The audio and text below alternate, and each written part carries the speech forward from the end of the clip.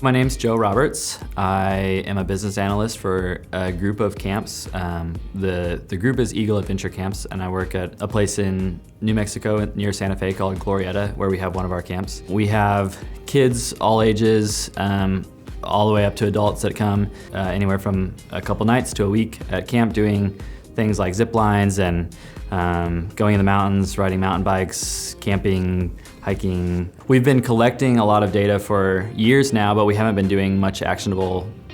We haven't been making many decisions based on that data. The two big problems that we had in Excel were managing the scale of data that we had, and were the different versions of the file floating around everywhere and keeping track of which one was accurate. In our budgeting process, we also use it for reporting. In our reporting process, same problems where having to pull in the data from all different sources every time that we had to generate the report, it would take a lot of time. We didn't have a good single source for all that data. And with working with Vena, I noticed they're accessible more quickly and more often. We're able to catch issues a lot quicker.